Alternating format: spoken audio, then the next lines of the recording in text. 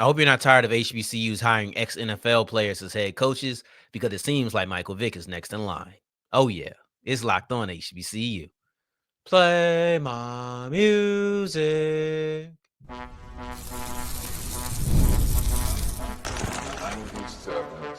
You are Locked On HBCU, your daily podcast covering HBCU sports.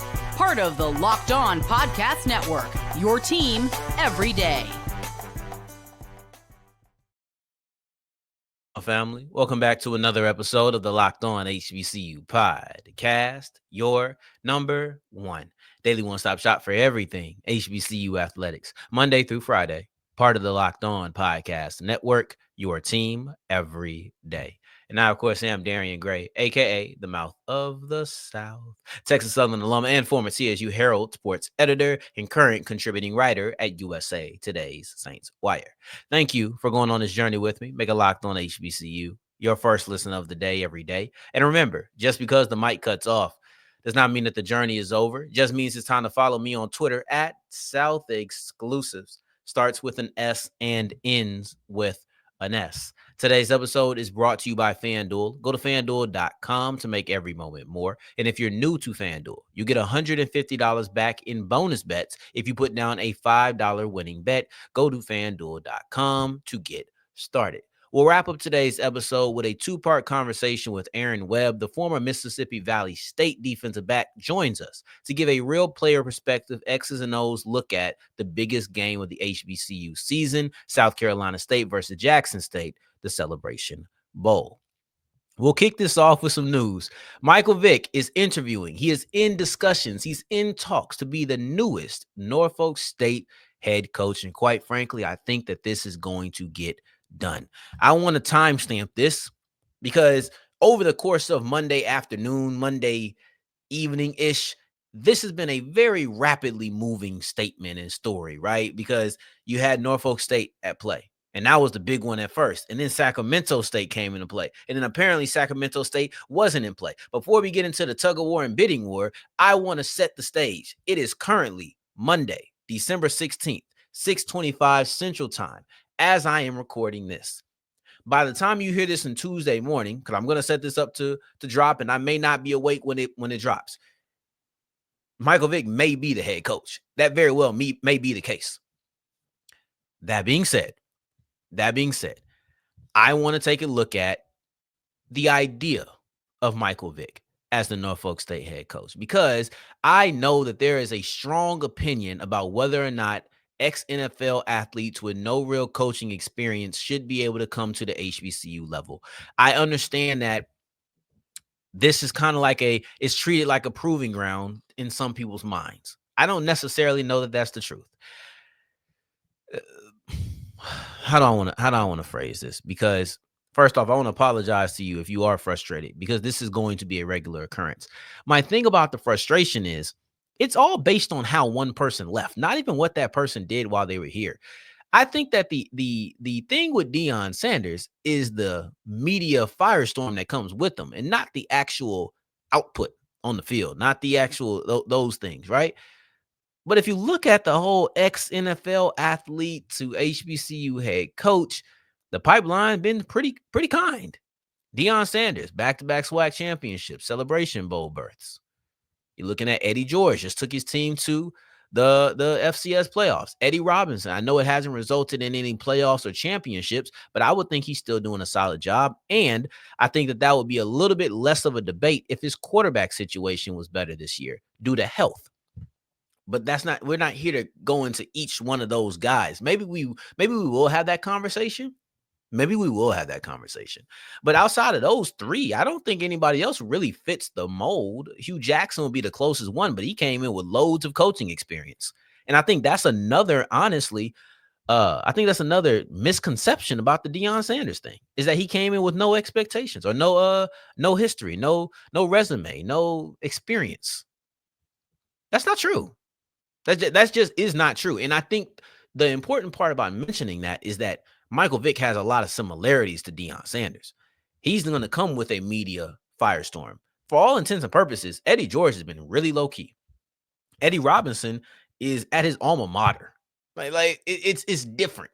it almost felt foul to even put Eddie Robinson in that category, but he does fall in the NFL to HBCU coach pipeline, even though he is an HBCU guy. So it's completely separate. It's completely separate than George and Sanders. But in this situation, there's a personality, there's a notoriety that comes with Michael Vick. The same way Deion Sanders is Deion Sanders, Michael Vick is Madden 04. The same way Deion Sanders is one of the most known NFL players of all time that stretches generations. These are kids who didn't even get to watch him play that want to come play for a prime. I think you can have a very similar effect if you're talking about Michael Vick, because he's literally Madden 04. He's the video game. And these guys know that.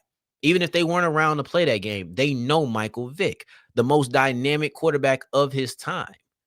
They know Michael Vick, and I think Michael Vick can pull a lot of people in. So the similarities of Deion Sanders are, in my opinion, way more applicable than looking at Eddie George, but they have the one similarity, and that's that neither one of them had any head coaching experience. My thing about being upset about NFL players is Eddie George was as great as Deion Sanders' exit was crash and burn. That's my personal opinion.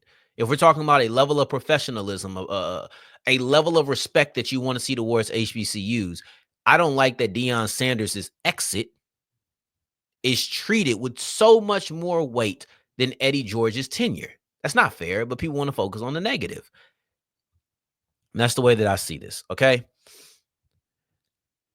The thing about the Deion Sanders, Eddie George, I'll even throw Eddie Robinson. I'll take Eddie Robinson out, honestly. The thing about that is that it's been successful. Why would you not want to do it? Do you feel like he's going to walk off?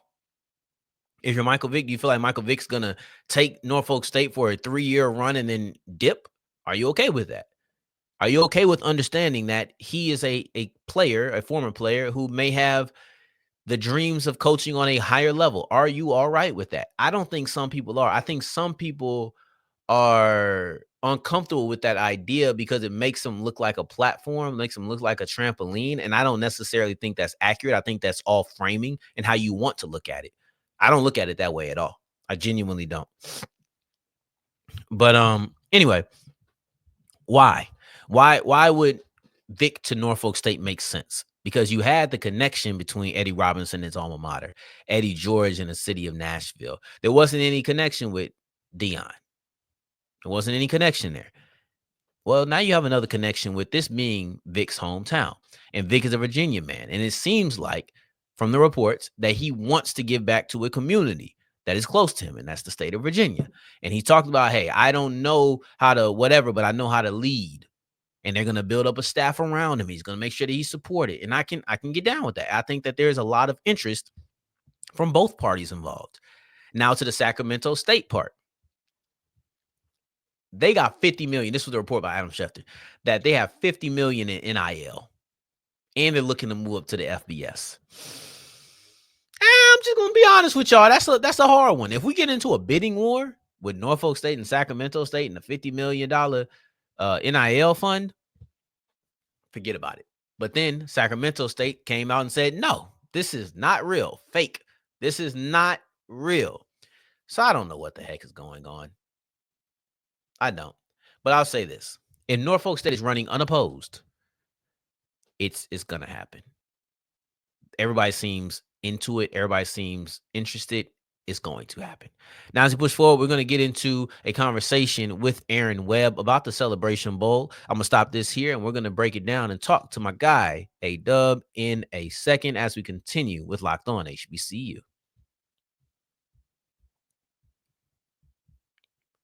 Today's episode is brought to you by the college football playoffs. Now, here's my thing about the college football playoffs. It's the most entertaining aspect of FBS football, in my opinion. It's that time of the year. The college football playoff is back, and with the newly expanded 12-team format, it's guaranteed to be bigger and better than ever, bringing you all the hard-hitting and high-flying excitement that you love. TNT Sports coverage of the college football playoff begins December 21st, starting with the college football playoff kickoff show presented by AT&T at 11 a.m. Eastern. Leading into our first matchup, the Southern Methodist University Mustangs battling the Penn State Nittany Lions at noon. Then the Clemson Tigers look to upset the Texas Longhorns in a showdown at 4 p.m. Eastern. Don't miss a minute or a moment of the action. Watch the college football playoff presented by Allstate live on TNT, True TV, and TBS and Max. As we continue rolling on today's episode of Locked On HBCU, I appreciate you for making this your first listen of the day every day. For your second listen, make sure you're checking out Locked On College Football ahead of the college football playoff. You're going to want all of the breakdowns that you can get on the new 12-team format.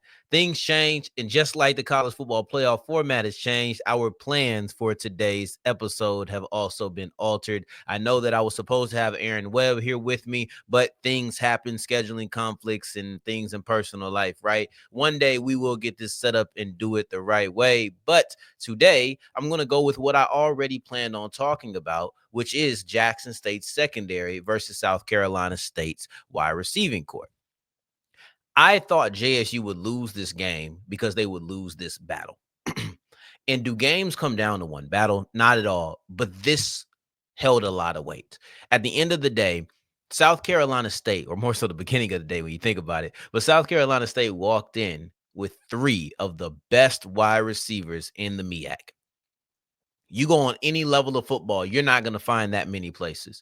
I don't care if you go to the SEC, the ACC, the SoCon. I don't care if you go to the SIAC. I don't care if you go to the NFC. It's just rare in any level of football for you to have 3 of the best players at the wide receiver position on one team. When that happens, 9 times out of 10, you're going to pass the ball exceptionally. This was the 10th time. There's no absolutes in life, really, right? Outside of oxygen existing. And maybe that's not even an absolute if you ask some scientific people. But outside of these type of deals, nothing is guaranteed 100% of the time. What I can say is when you have a guy like Caden High, your offense trampolines. He's a dynamic wide receiver who can get it done on all levels. You listen to people talk about Justin Smith-Brown. They'll tell you about how he's what you want in a wide receiver from build to skill set. You look at Ionaj Carter. He's another guy who can take the top off of a defense. You have 3 wide receivers who you could absolutely clamor about for days. You could just talk about how talented each wide receiver is for days, and they're all in one receiving corps. I know that they got shut down, but I build up this unit because it is extremely talented. It was not a fraudulent season. These are 3 talented wide receivers, and Jackson State did a great job of shutting down that receiving corps. We build up the receiving corps after the domination to show how impressive the domination was. I understand that Ionaj Carter went down early, so we'll take him out of the conversation, but you still have 2, and stopping 2 is not easy. I felt that South Carolina State's wide receivers versus Jackson State's cornerbacks and secondary, and Irv Mulligan's running game versus South Carolina State's front 7. Those were the 2 biggest matchups in the game. I thought, though, that the wide receiver matchup was a more important matchup because it had a higher impact, and I thought it had a higher upside. What I mean by that is, first and foremost, the way you pass the football in today's day and age tends to supersede everything else. So when I'm looking at the wide receivers and I'm thinking about the importance to the game and the ability to strike quick repeatedly, I love Irv Mulligan. I think he's a very talented running back. I don't know if he's going to strike quickly immediately a bunch of times throughout the game, but Caden High could do it once. Ionaj Carter could do it once. Justin Smith-Brown could do it once. That's 3 quick strikes at any moment. And honestly, I think all of those players have the ability to do it twice. So it's just more of them. Pure numbers, Irv Mulligan could not have done that, right? Well, it was unlikely that he would do it. So I thought it had a higher impact on the game. You see that receiving corps as somebody who can be explosive, somebody who can be methodical. They have every aspect of the game. With Eric Phoenix firing on all cylinders, which we know did not happen, they did everything.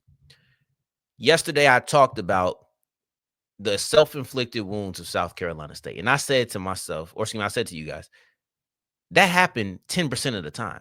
The other 90 was Jackson State taking care of business, whether that was dropping 8 and rushing 3. I've seen that a few times, whether that was dropping 7 and rushing 4. And the thing is, when they dropped a lot and rushed little, they still got to the quarterback. It wasn't quick, but you had those extra bodies in the passing lanes to murky up the vision of Eric Phoenix. So now when you're dropping 7, it's like, oh, I don't have many places to go. Everybody is covered. There wasn't a lot of open players on that day, in my opinion. And when they did, obviously yesterday, I talked about how they messed that up. But there wasn't a lot of open receivers for Eric Phoenix. That's a credit to Jackson State and their defensive strategy. And then it's not as if you were holding the ball for 5-6 seconds every time. That pass rush got there. Not super quick, but it wasn't long either, right? So like that's the way that you got to look at it. In my opinion, this domination of the South Carolina State wide receiving core, it's what took the offense away. Because I said two things about the matchup. It had a higher impact and it had a higher upside. The upside is what I described when I talked about striking quick, which I talked about with the methodical versus explosive. But when we're talking about impact, South Carolina State don't really run the ball great. They run the ball decently at times. They've run the ball really well occasionally, but they don't really run the ball great.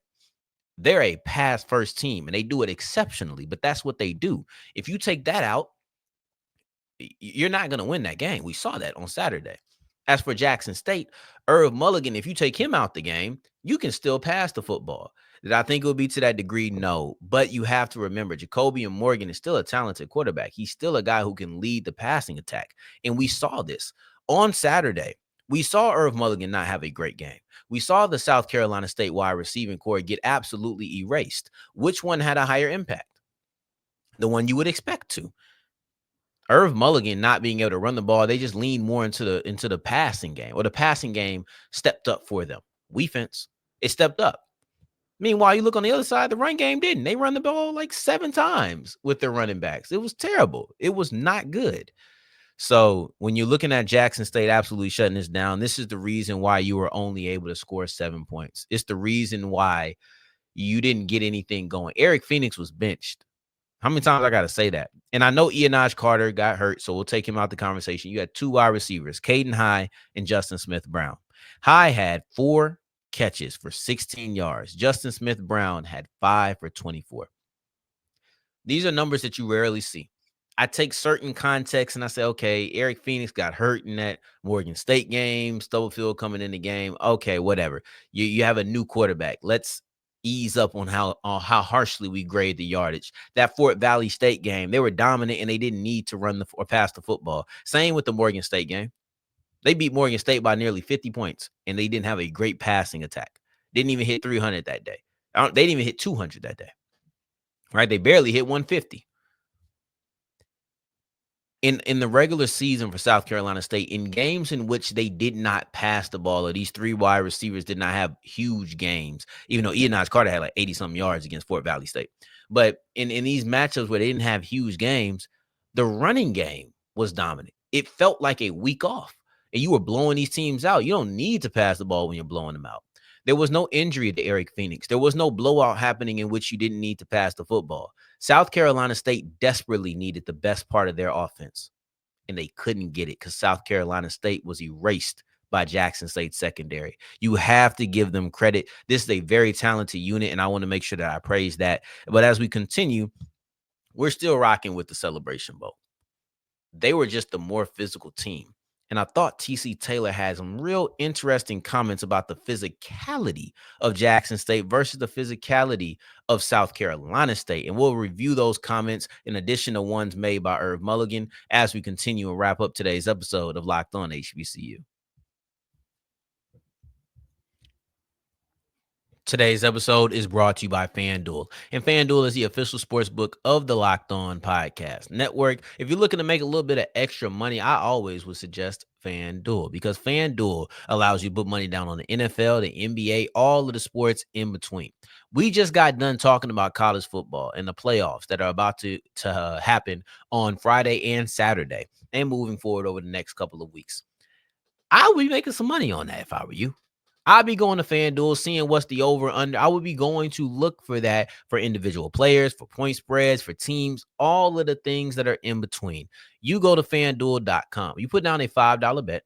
If that wins, you get $150 back in bonus bets. All you have to do is go to FanDuel.com to make every moment more. And remember, if you're new to FanDuel, take advantage on the NFL, the NBA, college football, college playoffs, or college basketball, everything, and get $150 back in bonus bets when you put down a winning $5 bet.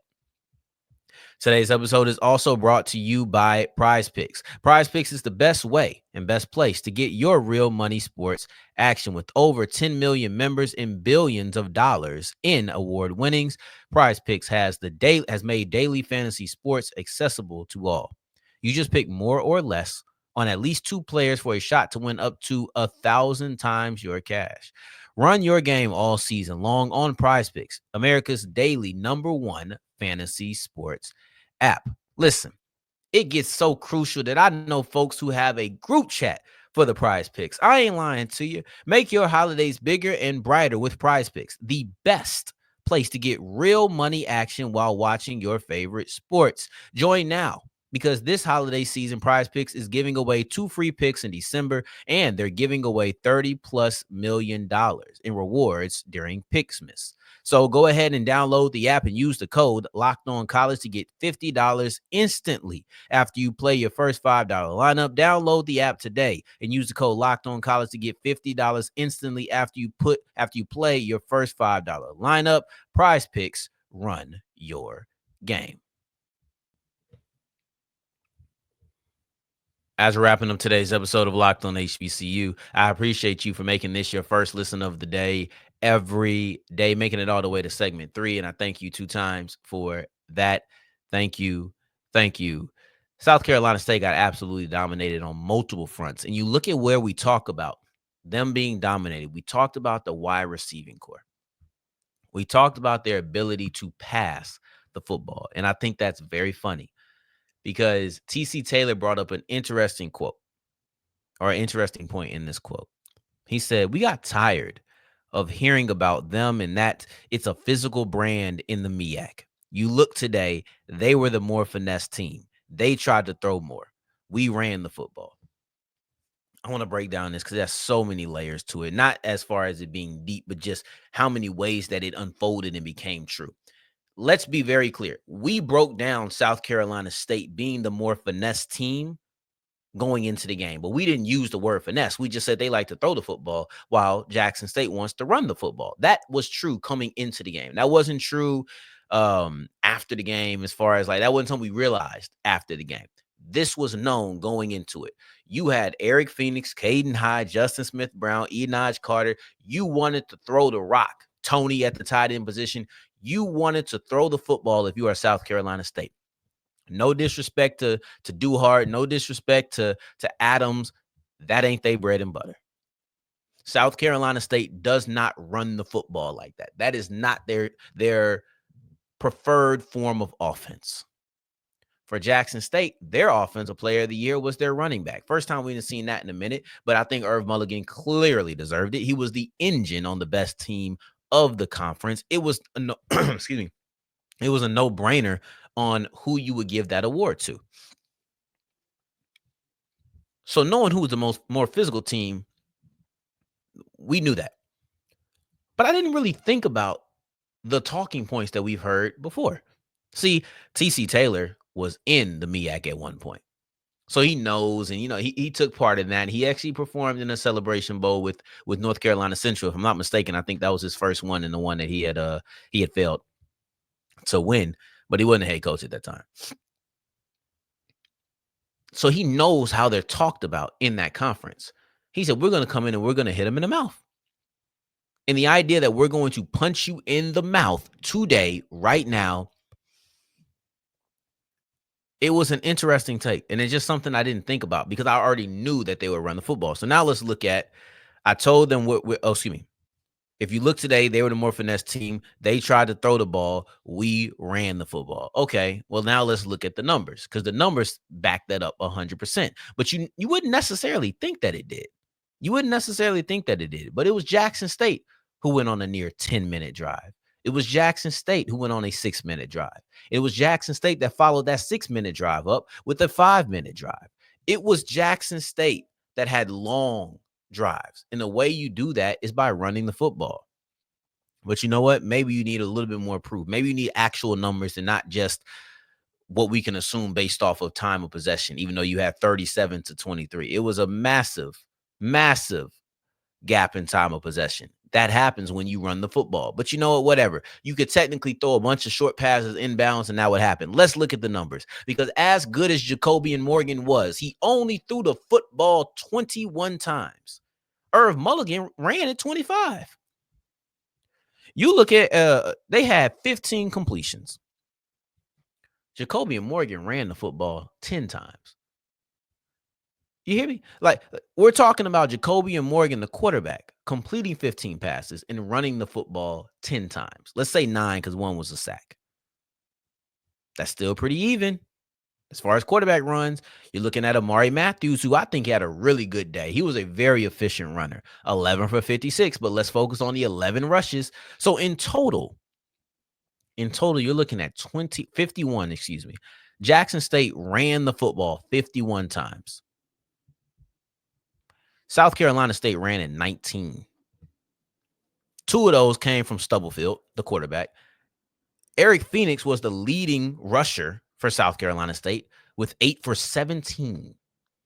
KZ Adams toted the rock 4 times. Tyler Smith 3 times. You're looking at 19 carries. 19 carries for South Carolina State as a team. Irv Mulligan ran it 25 times by himself.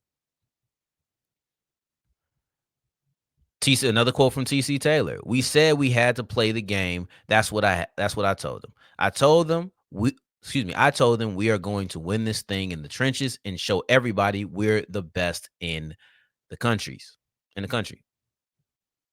The numbers show it. They did it on the defensive side too. Multiple sacks, multiple tackles for a loss. They were dominating in the trenches. And when Amari Matthews came in the game, you really saw it. I think a lot of people were keying in on Irv. And then maybe the lack of Irv in the game and saying, all right, we're going to put Amari Matthews in, that allowed the running lanes to be a little bit wider, maybe. But when Amari Matthews was in, you seen that hard, physical, tough running. And this was Irv Mulligan's comment, and I'm going to use this to close out today's episode. He said it started in the trenches first. I just give it up to those guys up front, honestly. When you look at it, started in the trenches up first. I told them we're going to win this thing in the trenches. That goes for both sides of the football. But more importantly, we got tired. This is a message. I honestly think this is a message and a rallying cry for the SWAC if they take it that way. It wasn't intended to be that way, but it can be that. TC Taylor said, we got tired of hearing about them and that it's a physical brand in the MEAC. They tried to throw the ball more. We ran the football. That felt like we came to your court. It was game 7 in your field, on your court, and we won. We played how you want to play, typically, and we dominated. It was such a statement. I just keep going back to that. This was a statement win for TC Taylor. You go back to yesterday's episode, since we talking about going back to statements. That's what we talked about on Monday. Tomorrow's episode, we'll be looking at coaching vacancies, how we got into coaching vacancies, which ones that I would jump to first, and then also why I think that Shinnis Berry is going to be a prototype. I feel it in my gut, and I want to break down that gut feeling as we close, or on tomorrow's episode as we close it out. But maybe we'll see.